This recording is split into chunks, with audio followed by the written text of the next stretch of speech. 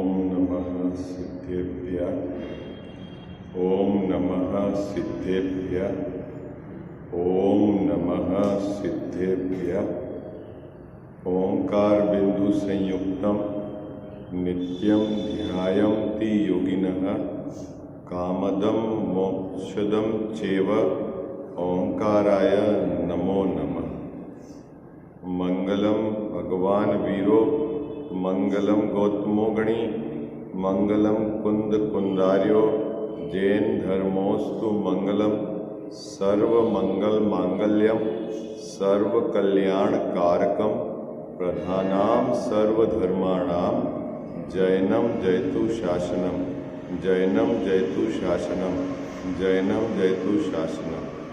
नमः श्री समयसाराय स्वानुभूत्याश्चकाशते चित् स्वभावाय भावाय सर्वभावांतरे छिते। इस भवतरु का मूल एक जानहु मिथ्या ताको कर निर्मूल अब करिए मोक्ष करिए मोक्ष। जय बोलो देव शास्त्र गुरु की। कौन सा ग्रंथ चल रहा है अपना सुबह स्वाध्याय में? मोक्ष मार्ग प्रकाशक ग्रंथ। किसके द्वारा रचित है ग्रंथ? है पंडित टोडरमल जी साहब के द्वारा इस ग्रंथ की रचना हुई थी। लगभग 250 वर्ष पहले इस ग्रंथ की रचना जयपुर में पंडित जी विराजते थे और टोडरमल जी साहब के द्वारा इसकी रचना हुई। टोडरमल जी साहब को आचार्य कल्प की उपाधि दी गई है। काहे के लिए दी गई थी उपाधि उनको?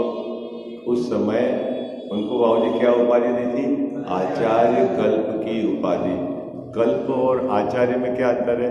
जो बाहर में तो मुनि नहीं थे, गृहस्थ थे, लेकिन ज्ञान की अपेक्षा से या आगम की बात को कितनी गहराई से जानते थे उसके आधार से कि उनकी बुद्धि, उनके आगम की समझ किसी आचार्य से कम नहीं थी, इसलिए उनको क्या उपाधि दी गई है? आचार्य कल्प, है ना। आप देखना ग्रंथ पे नाम लिखा हुआ है आचार्य कल्प टोडरमल जी साहब। एक और मैं आपको विशेषता बताता हूँ, उनकी सभा में प्रतिदिन 1200 लोग रोज स्वाध्याय सुनने आते थे। कितने? 1200, 1200 लोग।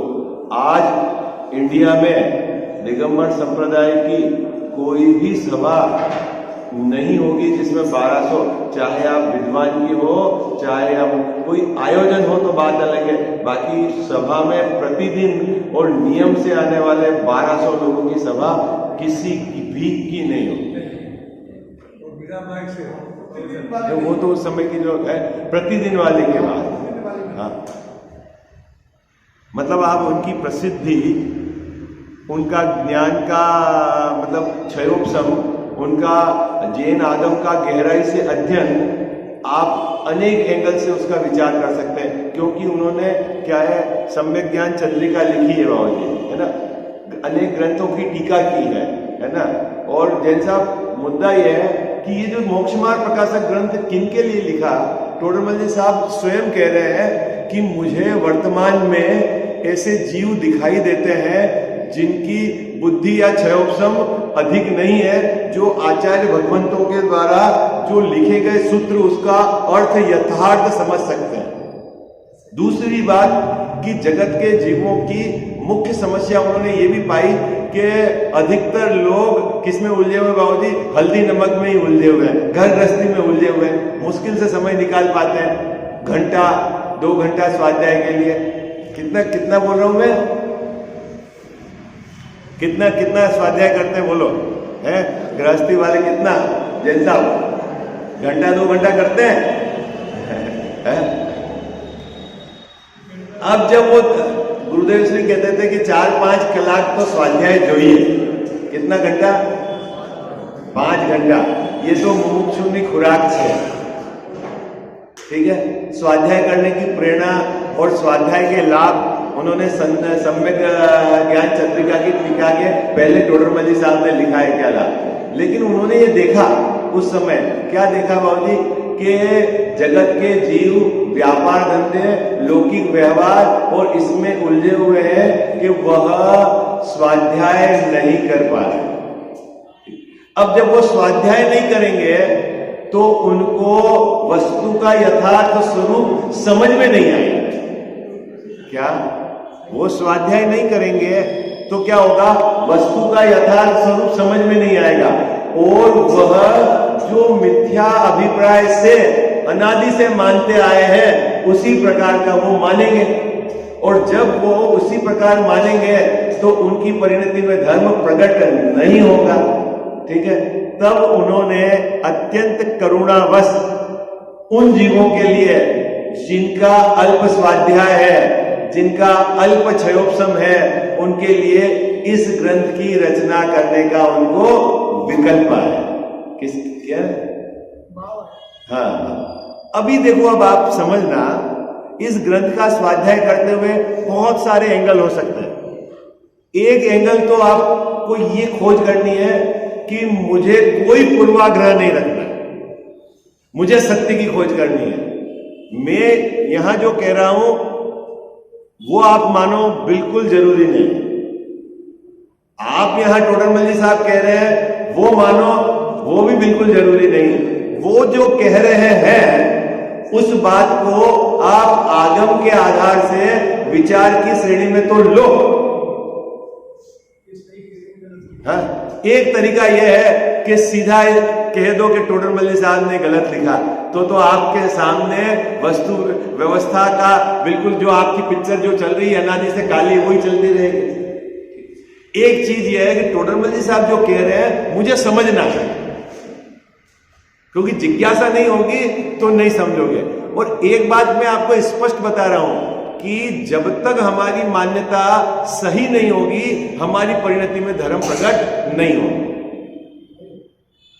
किसी भी प्रकार का पूर्वाग्रह, किसी भी प्रकार का मिथ्यात्व यदि हमारे है, हमारे कोई भी, आपके पास कोई भी विचार है, आप उसको तर्क पे कसो और आगम का सहारा लो कि आचार्य भगवान क्या कह रहे हैं। अनेक आगम ग्रंथ आपको लगे वहां का प्रकाशित ग्रंथ पढ़ो, लेकिन उसका अर्थ और मिलान करने की ट्रिक आनी चाहिए। क्योंकि अभी जगत में ऐसा भी चलने लग गया है, ये कहने लग गए कि ये तो ग्रंथ टोडरमल जी साहब का सही नहीं। कोई कहते हैं आचार्य अमृतचंद स्वामी ने जो टीका करी है समय सार की, वो सही नहीं है। अब क्या है, तो सही क्या है भाई, आप बताओ ना सही क्या है? तो साहब सही तो हम बता ही रहे हैं ना। तो ऐसा नहीं है भाई, है ना? हाँ, हाँ, अभी ऐसा है तो आप, मैं कह रहा हूं 100% आप किसी की बात मत मानो, कोई पक्ष है। आप तो ये ग्रंथ है, अनेक आगम है, समय निकालो, आप अभ्यास करो, मिलान करो, सत्य की खोज करो, क्योंकि जितनी भी आप मेहनत करोगे उसमें आपका ज्ञान निर्मल होगा, विशुद्ध होगा। ठीक है, आपको समझ आएगी और आप सोचोगे नहीं मैं जो मान रहा हूं जो सही है, तो कोई बात नहीं, अनादि से आप मिथ्यात्मा में थे, अभी भी मिथ्यात्मा में हो, क्या दिक्कत है? बाद हुए, हाँ हाँ हाँ, नहीं वो तो नियम सार की टीका बाद में हुई। एक्चुअली क्या है बाबूजी, 1000 वर्ष पहले अमृतचंद स्वामी ने टीका करी। उनकी टीका करने की शैली न्याय और तर्क प्रधान थी, है ना? आप समय सार का अपन पढ़ेंगे ना, उसके बाद लगभग 250 साल बाद या 300 साल बाद आचार्य जयसेन स्वामी ने फिर टीका करी उस पर। उनने क्या है, कर्णान्युग की मुख्यता से टीका करी। तो वो दोनों की टीका करने का एंगल अलग अलग है। ठीक है, अपने लिए तो दोनों एंगल सही है, लेकिन अब क्या है कि कोई लोगों को ऐसा लगता है कि अमृतचंद स्वामी ने तो अपनी मर्जी से बहुत ज्यादा अध्यात्म निकाल दिया उसमें, वो सब वो नहीं पढ़ना, एक ये धारा भी चलती है। तो मेरे कहने का मतलब है, सब सुनो आप जगत में, अपना दिमाग बिल्कुल शांत रख के सही खोज करो, क्योंकि जब तक खोज सही नहीं होगी तब तक काम नहीं होने वाला। यहां टोडरमल जी साहब ने जो लिखा है एक तो किस एंगल से लिखा है उसको खोजो, और एक सीधा कि ये गलत है तो आपका वो एंगल ही गायब हो जाएगा आपका, ठीक है ना। जब ये है ना गुरुदेव श्री श्वेतांबर संप्रदाय में थे बाबूजी, जब वो उन्होंने दिगंबर संप्रदाय में आए नहीं थे तब उनको मोक्ष मार्ग प्रकाशक ग्रंथ मिला ना, तो ये जो 7वां अधिकार जो अपनी चर्चा चल रही है, उन्होंने अपने जो साथी जो दीक्षित थे उनसे उन्होंने पेंसिल से लिखवाया, क्योंकि दिगंबर के ग्रंथ तो रख नहीं सकते थे वो। कह साहब श्वेतांबर साधु थे, दिगंबर के ग्रंथ रखे तो विरोध हो जावे, तो उन्होंने अपने मित्र जो उनके साथ दीक्षित थे पेंसिल से उनने ये अधिकार लिखवा के कागज में रखा, उनको इतना पसंद आया। अभी वो दिगंबर संप्रदाय में आए नहीं है, क्यों? देखो एक आपकी जिज्ञासा सत्य को खोज करने की कैसी है वो आपको पहचानोगे। एक तो सीधा पक्ष है कि ये है ही नहीं, गलत है, और एक उन्होंने ये लिखा है तो इसके अंदर क्या भाव है, और उसकी गहराई पकड़कर उस भाव को पकड़े तो आपको कितना उस महिमा, तभी आपको टोडरमल जी साहब की महिमा आएगी, तभी आपको आचार्य भगवंतों की महिमा आएगी, नहीं तो गड़बड़ हो जाए। और 50 तरह की बातें हैं, 50 चलती है बातें। अब या तो आप समय निकालकर सत्य खोजो, क्या बाबू जी आजकल तो डिजिटल जमाना है, कोई बोल देगा कि ये तो कोई मन से लिखा हुआ है, कोई बोल देता अनुवाद गलत किया हुआ है, कोई बोलता है टोडरमल जी, तो आप समय निकाल के टोडरमल जी साहब की मूल प्रति पे जाके चेक करो, मिलती है, अवेलेबल, सुरक्षित पड़ी हुई है? अभी तो 250 साल पुरानी बात है, ठीक है। जिनने अनुवाद करा मगन लाल जी जैन ने अनुवाद करा है, कौन है ये? पंडित जी नहीं, मगन लाल जी जैन, इसमें देखो लिखा हुआ है भाषा परिवर्तन मगन लाल जी जैन। यह एक ऐसे व्यक्ति है जो ढूंढारी और हिंदी दोनों भाषा के विशेषज्ञ थे। कौन थे मगन लाल जी जैन? ढूंढारी, क्योंकि टोडरमल जी साहब ने मूल ग्रंथ ढूंढारी भाषा में लिखा है। किस में लिखा है? जयपुर की उस समय चलने वाली भाषा ढूंढारी भाषा में, ठीक है। और ये एक ऐसे व्यक्ति थे जो ढूंढारी भी जानते थे अच्छे से और हिंदी भी अच्छे से जानते थे। उन्होंने ये अनुवाद किया, ये कोई पंडित और वो कोई शास्त्री नहीं है, उन्होंने उसका अनुवाद किया ताकि क्या है कि भाषा में अनुवाद संबंधी गलती न रह जाए, ठीक है। दूसरी बात और अपने को समझना, अपने को एंगल समझना है मुकेश भाई साहब। कोई मैं यहां कह रहा हूं उसको आपको सत्य मानने की जरूरत नहीं, बिल्कुल सत्य मानने की। आप पहले अपनी बुद्धि से निर्णय करो, क्योंकि सामने का थोपा हुआ होगा ना, तो अभी मैं कुछ थोपूंगा अभी मानोगे, फिर बाहर निकल के कोई कुछ थोपेगा तो वो मानोगे, तो आपके पास तो अपना कोई निर्णय रहेगा नहीं। हम यहां पर सब बैठकर टोडरमल जी साहब के पक्ष को समझने का प्रयास कर रहे हैं, कितना उन्होंने बारीकी से इसका विश्लेषण किया है, क्यों हमारा मिथ्यात्व का अंश रह जाता। देखो सबसे पहले टोडरमल जी साहब ने इस अधिकार के पहले पैराग्राफ में क्या लिखा, आप निकालो क्या कहना चाह रहे हैं। सबसे पहला पैराग्राफ निकालो,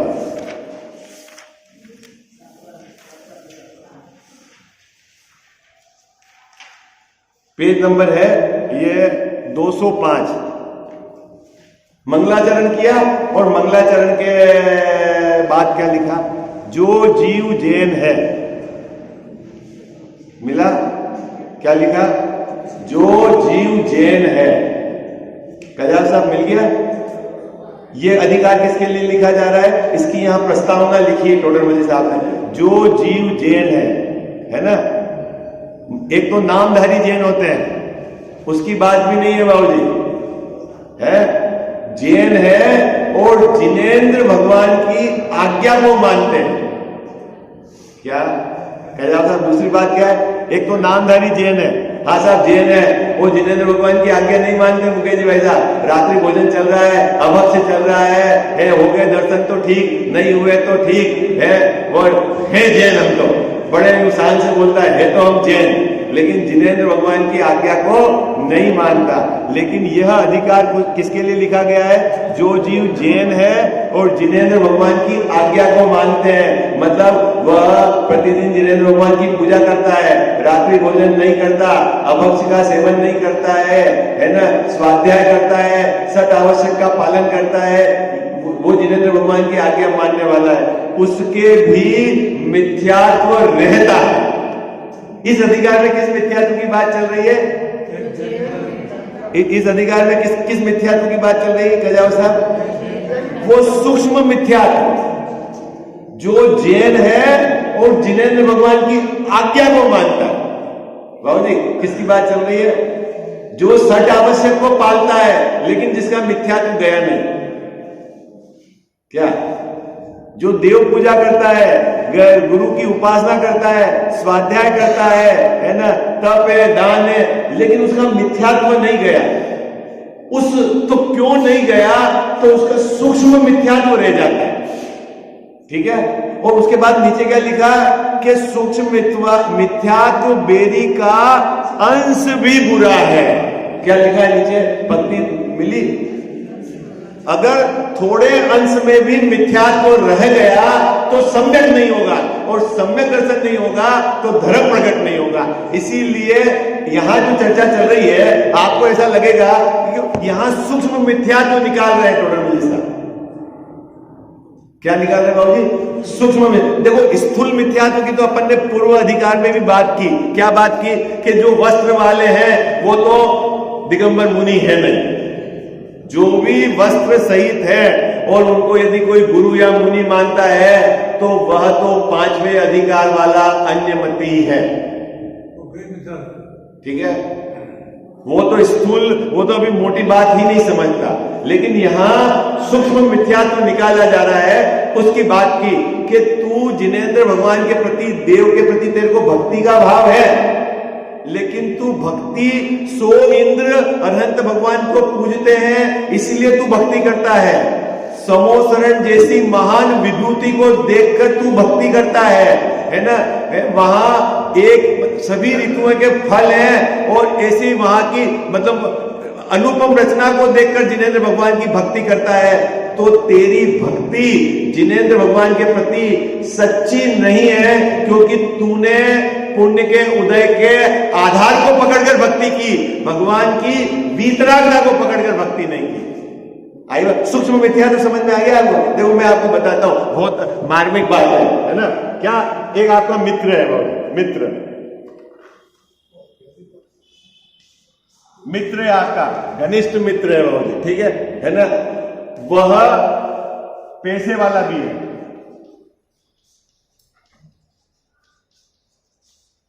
पहला नंबर। दूसरा, वह सुंदर भी है। तीसरा नंबर, वह कोई ऊंचे पद पर है, शासकीय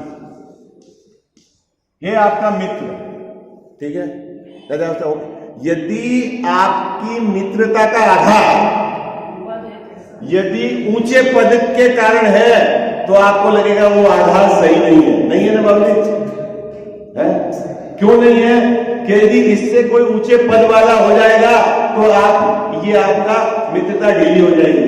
मित्रता का आधार ऊंचा पद नहीं है, मित्रता का आधार उसकी सुंदरता नहीं है। सुंदर है भले ही वो, क्या कहा साहब, लेकिन मित्रता का आधार सुंदर नहीं है। पैसे वाला है भले ही आपका मित्र, लेकिन आपकी मित्रता का आधार पैसा नहीं है। तो मित्रता का आधार कि उसके जो मित्रपने का जो भाव है ना, वो आधार है। यदि कोई जीव उसको मुख्य नहीं करे और इन तीनों को मुख्य करे तो टोडरमल जी साहब कहते हैं कि इन तीनों की मुख्यता से मित्रता का निर्धारण सही नहीं होता। ये मान्यता झूठी। बोलो, इसमें क्या गड़बड़ है? इस बात में क्या गड़बड़ है? आपको समझ में आ गया क्या? पैसे, एक बात और समझना आप, और थोड़ा मैं इसको सूक्ष्म देता हूं क्योंकि आप इतना गहराई से अभ्यास कर। एक तो होता है श्रद्धा और एक है ज्ञान। दो गुण है आत्मा में बाबूजी। क्या? एक तो है श्रद्धा और एक है ज्ञान। ज्ञान में स्व पर हे उपादेय और व्यवहार निश्चय घटता है। क्या क्या है बाबूजी? ज्ञान में क्या होता है? स्व पर हे उपादेय व्यवहार निश्चय है ना बाबूजी। किसमें घटता है? या कभी व्यवहार नय की मुख्यता से कथन करते हैं ज्ञान में ना, कभी निश्चय नय की मुख्यता से कथन करते हैं। लेकिन अभिप्राय श्रद्धा वह सिर्फ मुख्य जो अपना है ना परम पारिणामिक भाव, असली कारण उसी पर समर्पित होती है।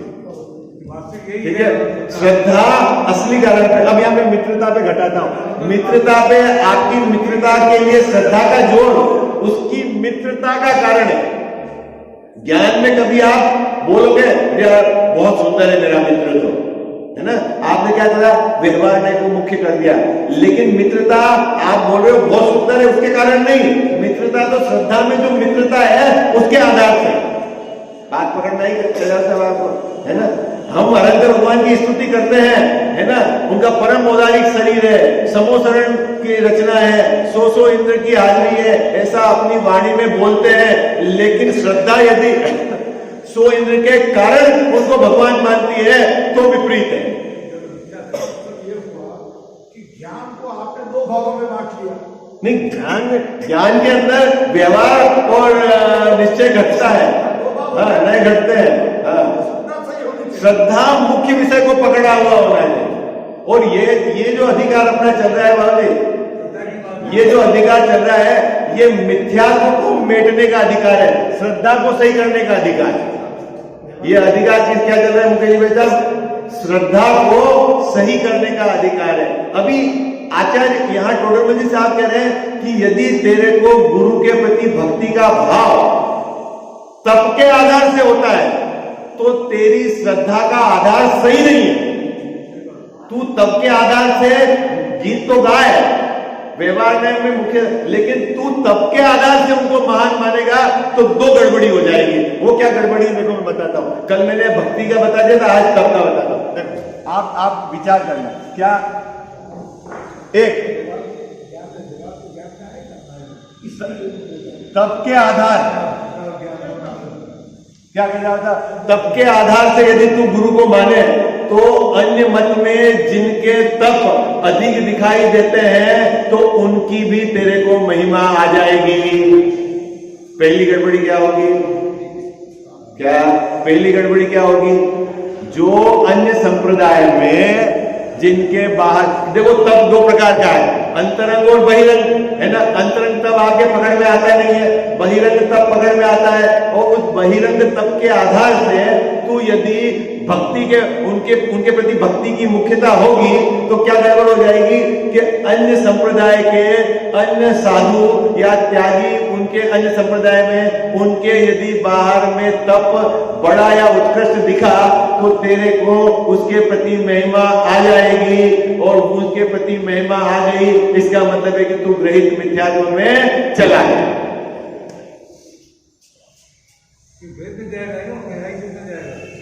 अन्य संप्रदाय में चल रहा की महिमा आ जाएगी तो क्या होगा,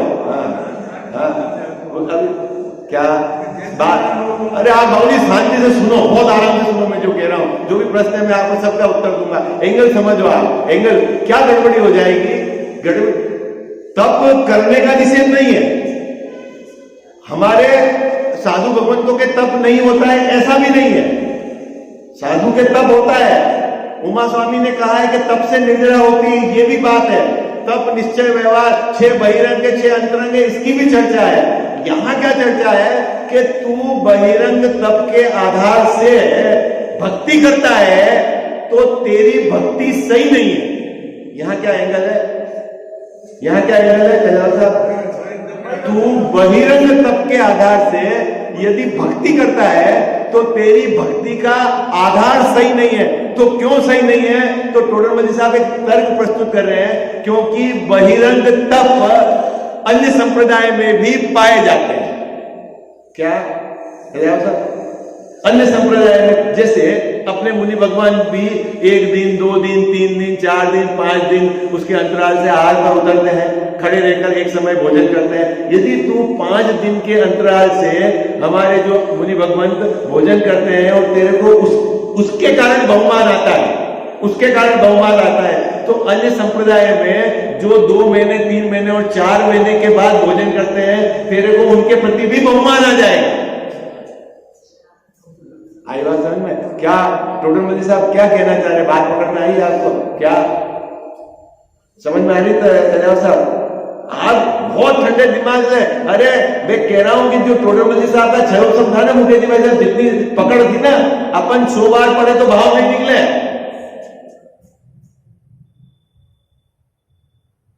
मेरे को तो बहुत आनंद आता है, क्योंकि अपन वो सोच ही नहीं सकते हैं जिस गहराई में उन्होंने सोचा है।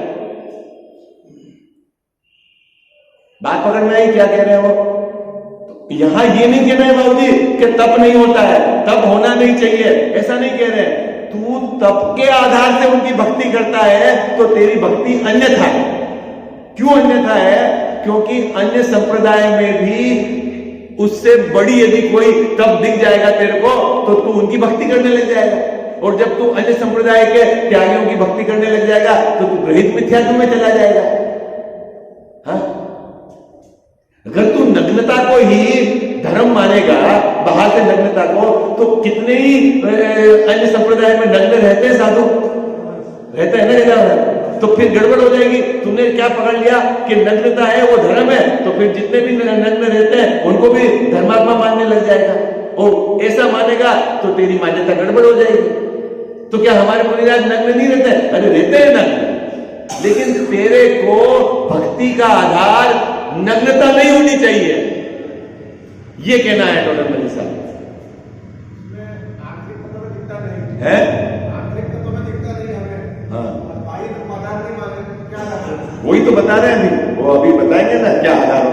एक पक्ष तो ये हो गया, मैंने अभी एक पक्ष क्या करा कि अन्य संप्रदाय में यदि अधिक तपस्वी होंगे तो आपका रुझान उधर की तरफ झुक जाएगा ना, क्योंकि आप तप के आधार से पूछ रहे हो। ठीक, एक दूसरी और गड़बड़ी, अब अपने ही संप्रदाय में आ जाओ। दो मुनिराज, ठीक है। एक मुनिराज तो एक दिन के अंतराल से भोजन करते हैं, एक दिन के अंतराल से भोजन करते हैं, और एक मुनिराज 8 दिन के अंतराल से भोजन करते हैं, है ना? ठीक है, ओके बाबूजी। एक मुनिराज क्या करते हैं? एक दिन के अंतराल से भोजन करते हैं, है ना? दोनों भावलिंगी संत है ना? दोनों के 3 चौकड़ी कसाई का भाव है। एक मुनिराज तो एक दिन के अंतराल से भोजन करते हैं, और एक मुनिराज 8 दिन के अंतराल से भोजन करते हैं। अब तेरे लिए महिमा किसकी ज्यादा आएगी? है? अरे बोलो ना भाई, बोलो भाई, बोलो ना। अभी तो अन्य संप्रदाय की बात कर रहा हूं, अपने ही संप्रदाय में, है ना? तो आपको लगेगा ये मुनि बड़े हैं जो 8 दिन के अंतराल से भोजन कर रहे हैं, और ये मुनि छोटे हैं, ये 1 दिन के अंतराल से भोजन कर रहे हैं, जबकि दोनों मुनि 3 चौकड़ी कसाई के अभाव में वीतरागता वाले हैं। तो तेने यहां पर भी भेद कर दिया, ऊंचा नीचा कर दिया, एक को बड़ा मान लिया और एक को छोटा मान लिया, जबकि दोनों के 3 चौकड़ी कसाई का अभाव था। तेरे को तेरी मान्यता में गलती है कि नहीं, ये बता। बोलो, गलती है कि नहीं है? कितने लोगों को समझ में आ रही है बात? है? क्यों गड़बड़ हो गई ये बात? क्यों गड़बड़ हो गई केदार साहब? क्यों? अब पसीने छूट गए ना। मैं इसलिए कहता हूं कि बहुत गहराई से विचार करो आप। ये ऐसा नहीं है पोपा भाई और राज नहीं कि कुछ भी मान लो।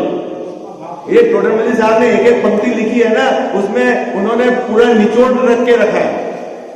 तो फिर मुकेश भाई साहब गड़बड़ क्या हो जाएगी कि आपको एक मुनिराज के प्रति तो महिमा अधिक आएगी और दूसरे के प्रति कम हो जाएगी, तो तेरे लिए तो मुनि में ही बंटवारा हो गया। अरे दिखते ही वही है बाबूजी। आपको महिमा किसके आधार से हुई? तो अभी अपने लिए तो दोनों मुनि हैं, दोनों हमारे लिए परमेश की है, और भक्ति एक जैसी होनी चाहिए, लेकिन तेरी भक्ति बढ़ गई। तो टोडरमल साहब कह रहे हैं, तो साहब मुकेश जी भाई साहब प्रश्न कर रहे हैं, फिर कारण क्या है? तो टोडरमल साहब कह रहे हैं कि तू वीतरागता देख, अगर तूने वो एंगल पकड़ा तो तेरी गड़बड़ी नहीं होगी। यदि तू अन्य मत में भी अधिक तपस्वी दिखे और वहां वितरागता देखेगा, अरे इनके तो वितरागता नहीं है, तो तू वहां नहीं जाएगा। और यहाँ भले एक मुनिराज 1 दिन में उतरे और एक मुनिराज 8 दिन में उतरे, लेकिन दोनों के वितरागता है, तो दोनों के प्रति तेरी भक्ति एक जैसी होगी और तेरी श्रद्धा सम्यक हो जाएगी। और तू यदि तप के आधार से अगर अपनी श्रद्धा को रखेगा तो वो मिथ्यात्व का अंश रह जाए। कितने लोगों को समझ में आ गई बात? पकड़ में आई क्या? समझ में आई आपको बात? है? दोनों मुनि भगवंत हैं, दोनों वितरागता के धारी हैं, हम तो दोनों के उपासक हैं। किसी के शरीर का सहनन है और उनको विकल्प नहीं आया तो वो 8 दिन में उतर रहे भोजन करने के लिए, कोई 1 दिन में उतर रहा भोजन करने के लिए, कोई रोज उतर रहा, उससे क्या है? हमारे लिए तो तीनों मुनि भगवंत हैं, हम तो उनके उपासक हैं, क्योंकि हम तो वितरागता के उपासक हैं।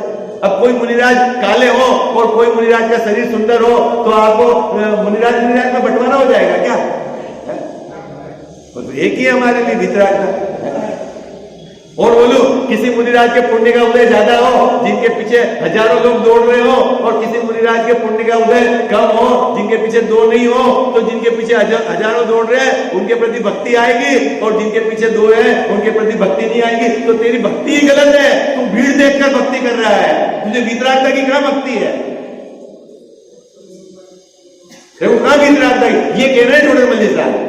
आपको बात पकड़ में आ रही कि नहीं आ रही? देखो भक्ति वितरागता की कहां है? देखो भीड़ की भक्ति है, देखो चमत्कार की भक्ति है, तेरे को उनके बाहर के व्रतों की भक्ति है, तेरे को असल में वितरागता की भक्ति नहीं है। इसीलिए तेरे मिथ्यात्व का अंश रह गया है। भले ही तू जैन है, जिन्हें भगवान की आज्ञा मानता है, सच्चे देव शास्त्र गुरु को ही मानता है, उसके बाद भी तेरे जो जोर है ना वो बाहर का है, अंतरंग जोर नहीं है, वो उसको करेक्ट करना चाह रहे हैं। समझ में आई बात? पकड़ में आ गई आपको? बोलो विदु भाभी जी, ऐसा है कोई मुनिराज आहार करे और पगले उचक जाए, ठीक है, और कोई मुनिराज आहार करे और पगले नहीं उचके, तो किसकी महिमा आएगी आपको? अरे बोलो भाई, बोलो बोलो भाई।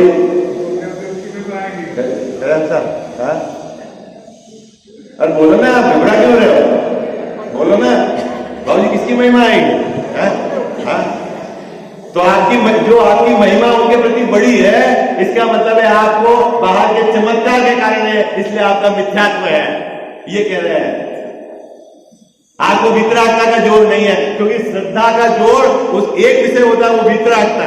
आई बात समझ मुकेश जी? ऐसा बात पकड़ में आ गई आप? कितने लोगों को समझ में आ गई? कितने लोगों को समझ में आ गई? आप पद्म प्रभु जी में जाकर पद्म प्रभु भगवान की पूजा करो और यहां पूजा करो, क्या अंतर है पद्म प्रभु भगवान में? मुकेश भाई साहब, कोई अंतर नहीं है।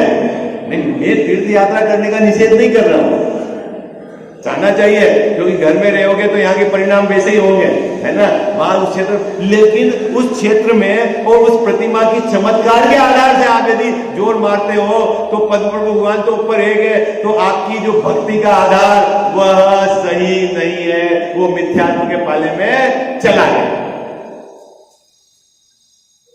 आई बात है? कितने लोगों को समझ में आ गई भाई बात? साहब अभी अब समझ में आ गई आपको बात? एंगल समझ में आया आपको? भक्ति करने का निषेध नहीं है, पूजा करने का निषेध नहीं है, उनके तप के बखान करने का निषेध नहीं है, लेकिन जोर किधर का होना चाहिए, ये कह रहे हैं टोटल मिलता। देखो मैं पढ़ता हूं, अब आपको बात पकड़ में आई, है ना।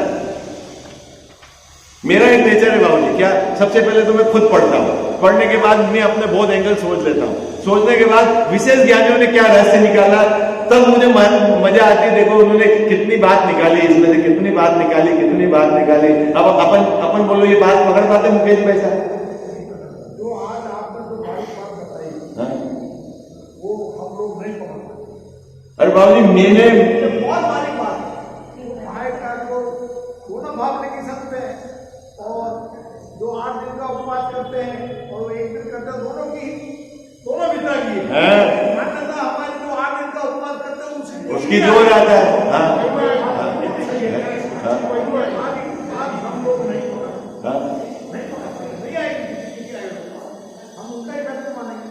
बात तो यही, तो ये बाबू जी ये सूक्ष्म मिथ्यात्व है, वो टोटल बल्ली साहब निकालना चाह रहे हैं। ये देखो पढ़ता हूं, आपको बात पूरा पैराग्राफ एक साथ पढ़ूंगा ना, तब आपको भाव पकड़ में आ जाएगा। कितने ही जीव, 235 पेज नंबर, कितने ही जीव आज्ञानुसारी है,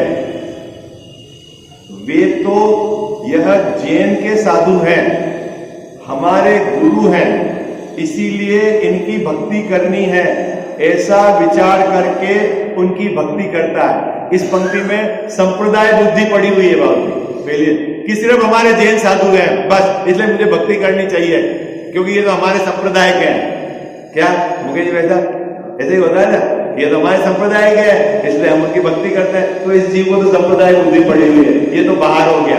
अब दूसरा प्रकार का जीव, और कितने ही जीव परीक्षा भी करते हैं, खोज करते हैं, कितने जीव परीक्षा भी करते हैं। वहां यह मुनि दया पालते हैं, सील पालते हैं, धनाधिक नहीं रखते, उपवास आदि तप करते हैं, क्षुधा आदि परिसर को सहते हैं, किसी से क्रोध नहीं करते, उपदेश देकर औरों को धर्म में लगाते हैं, इत्यादि गुणों का विचार करके। कितने बहिरंग गुण खींच दिए टोडरमल्ली साहब ने बाबू जी।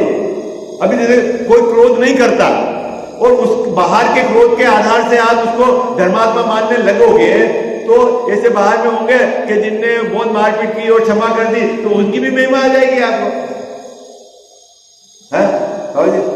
फिर तो आपको तो सोनिया गांधी की महिमा आ जाएगी, हमारे पति के हत्यारे को भी चलो माफ कर दिया है तो बहुत बढ़िया, एक तो उत्तम क्षमा हो गई। ऐसा नहीं है। इत्यादि गुणों का विचार कर उनमें भक्ति भाव करते हैं, परंतु फिर ये जो शब्द है ना परंतु, इसका मतलब है कि यहां रुककर अभी अपने को और गहराई से विचार करना है। ऐसे गुण तो कैसे गुण बाबू जी जो पीछे लिखे हुए हैं, क्या क्या गुण है पीछे लिखे हुए हैं? दया पालते हैं, सील पालते हैं, पैसा नहीं रखते हैं, तप करते हैं। ऐसे गुण तो परमहंस आदि एक संप्रदाय चलता है परमहंस नाम से, उन संप्रदाय के मत में भी होता है। तो फिर आप उनको भी मुनि मानने लग जाओगे। क्या कह रहे हो साहब, समझ में आई क्या कह रहे हैं? सब बातें होती हैं उनके संप्रदाय में भी जो ये लिखी हुई है। अरे इसमें वस्तु की क्या बात लिखी हुई है? सील पालते हैं, सील पालते हैं, स्त्री से दूर रहते हैं, स्त्री का चेहरा नहीं देखते, ठीक है, पैसा बिल्कुल नहीं रखते हैं, 10-15 दिन, महीना 2 महीना उपवास करते हैं, जंगल में एकांत में रहते हैं, ठीक है, तो आपको महिमा आ जाएगी। और यदि कपड़ा नहीं रखते हैं तो जितने भी नागा बाबा है सब बाबा वो आपके महाराज हो गए। तो पीछी कमंडल रखने से भट्टारक महाराज हो गए। आप सही जगह पहुंचो, आप कंफ्यूज मत हो, वीतराग का देखो, वहां गड़बड़ नहीं होगी। अगर पीछी कमंडल के आधार से पकड़ोगे तो भट्टारक को भी साधु मानना पड़ेगा, उनके पीछी कमंडल है। मानते हैं तो मिथ्यात्व में हो, पद्म ब्रह्मचारी देव को जाके पढ़ना, मानते हो तो मिथ्यात्व में, उसमें क्या होशियारी है? वस्तु सहित दिगंबर मुनिराज नहीं होते, खत्म। वो जानो आपको समझना नहीं है तो बात अलग है, अभी अपन मुद्दे की बात कर रहे हैं, है ना। इत्यादि गुणों का विचार करके उनमें भक्ति भाव करते हैं, परंतु ऐसे गुण तो परम हंसादिक अन्य मतियों में तथा जैनी मिथ्या दृष्टियों में भी पाए जाते हैं। क्या लिखा बाबू जी? अन्य मत में भी पाए जाते हैं और जो जैनी मिथ्या दृष्टि साधु है उनके भी पाए जाते हैं। ये लो, तो आप उनको भी साधु मानने लग जाओगे। इसीलिए इनमें अति व्याप्तिपना है, इनके द्वारा सच्ची परीक्षा नहीं होती। अब अति व्याप्तिपना क्या है मैं आपको समझाऊंगा, है ना। अगर आप बाबूजी पूछ देखकर तय करते हो कि ये गाय है तो आपको भैंस को भी गाय मानना पड़ेगा। आज बात समझ, क्योंकि आपने आधार क्या पकड़ा?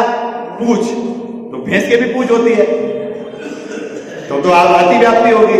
यदि आप 4 पांव के आधार से गाय बोलोगे कि गाय 4 पांव वाली होती है, तो गधा भी 4 पांव का होता है, तो उसको भी गाय मानना पड़ेगा, है। तो वो 4 पांव सही पहचान नहीं है, पूंछ सही पहचान नहीं है। इसी प्रकार बाहर के वक्त, सील, संयम, तप ये सही पहचान नहीं है। सही पहचान क्या है उसकी चर्चा अपन आगे करेंगे। हाँ बाबू।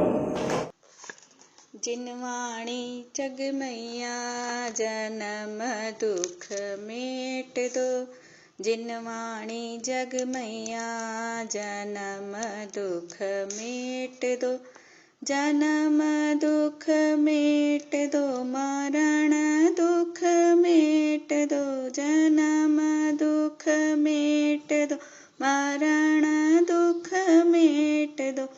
जिनवाणी जग मैया जन्म दुख मेट दो।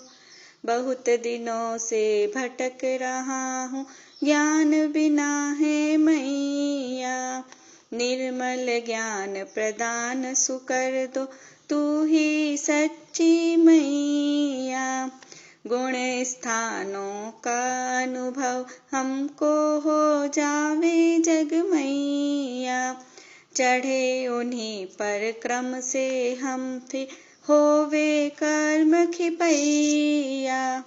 मेटो जामन मरण हमारा इतनी वंती मैया, तुमको शीश त्रिलोकी नमावे, तू ही सच्ची मैया। वस्तु एक अनेक रूप है, अनुभव सबका न्यारा, हर विवाद का हल हो सकता साध वाद के द्वारा। जिनवाणी जग मैया जन्म दुख मेट दो, जन्म दुख मेट दो, मरण दुख मेट दो।